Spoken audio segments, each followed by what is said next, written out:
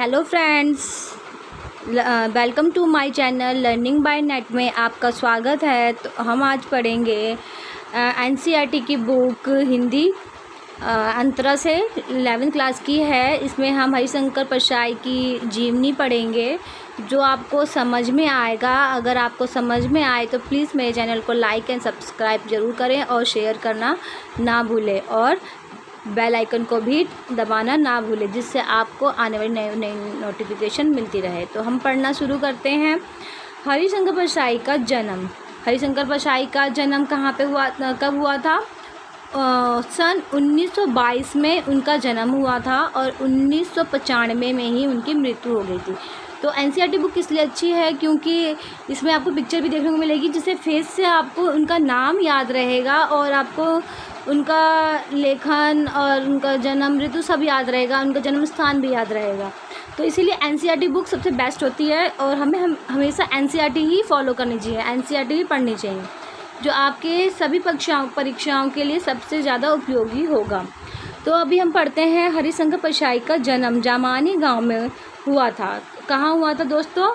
जामानी गांव में हुआ था। सॉरी, थोड़ा गलत हो गया था। तो उनका जन्म कहाँ हुआ था? जामानी गांव में हुआ था और होशंगाबाद मध्य प्रदेश में हुआ था। तो आप ये मेन पॉइंट भी आप नोट कर सकते हैं, जो आपके लिए बहुत ज़्यादा फ़ायदा करेगा, मतलब आपकी परीक्षाओं के लिए। उन्होंने नागपुर विश्वविद्यालय से हिंदी में एमए किया। कहाँ से किया था? नागपुर विश्वविद्यालय में हिंदी में एमए किया। कुछ वर्षों तक अध्यापन कार्य करने के पश्चात थोड़े दिन उन्होंने पढ़ाया। फिर उन्होंने क्या किया? सन 1947 से, कब से? सन 1947 से वे स्वतंत्र लेखन में जुट गए। फिर उन्होंने हरिशंकर परसाई ने जबलपुर से वसुधा नामक पत्रिका निकाली। कौन सी पत्रिका निकाली? वसुधा नामक पत्रिका निकाली। परसाई ने व्यंग विधा को साहित्यिक प्रतिष्ठा प्रदान की। वो ज़्यादातर व्यंग लेखन करते थे, मतलब व्यंग करते थे। उनके व्यंग लेखकों की उल्लेखनीय विशेषता यह है कि वे समाज में कई विसंगतियों, विडंबनाओं पर करारी चोट करते हुए चिंतन और कर्म की प्रेरणा देते हैं। वो कहते हैं कि हमें कर्म करना चाहिए और इसी के ऊपर ज़्यादा से ज़्यादा वो लेख लिखते हैं और व्यंग वाले लेख भी करते हैं। और उनके व्यंग गुदगुदाते हुए पाठक को झकझोर देने में सक्षम हैं। भाषा प्रयोग में परसाई को असाधारण कुशलता प्राप्त है। उन्हें बहुत सारी कुशलता प्राप्त है भाषा प्रयोग में। वे प्राय बोलचाल के शब्दों का प्रयोग सतर्कता से करते हैं।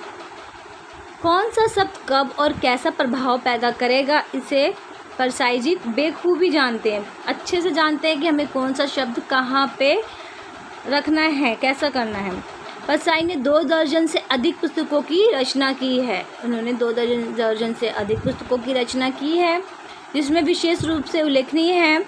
तो उनके विशेष रूप से उल्लेखनीय कौन कौन सी हैं? तो अभी हम पढ़ते हैं। इनकी कहानी संग्रह है, इनका हंसते हैं, रोते हैं, जैसे उनके दिन फिरे, ये सब इनके कहानी संग्रह हैं। आप इसे नोट कर लीजिए। रानी नागफली की कहानी, तट की खोज, ये सब उनका उपन्यास है।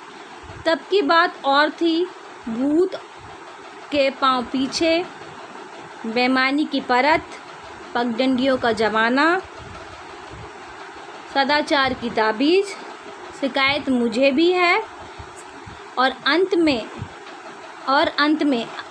भी इनका निबंध, ये सब मतलब अभी जो मैंने आपको बताया है, तब की बात और थी, भूत के पांव पीछे, बेईमानी की परत, पगडंडियों का जमाना, सदाचार की ताबीज, शिकायत मुझे भी है और अंत में, ये सब उनके निबंध संग्रह हैं। तो आप निबंध संग्रह में ये सब लिख सकते हैं कि ये इनके इतने निबंध जो बिल्कुल फेमस है। तो अभी लिखिए। वैष्णव की फिसलन, तिरछी रेखाएं,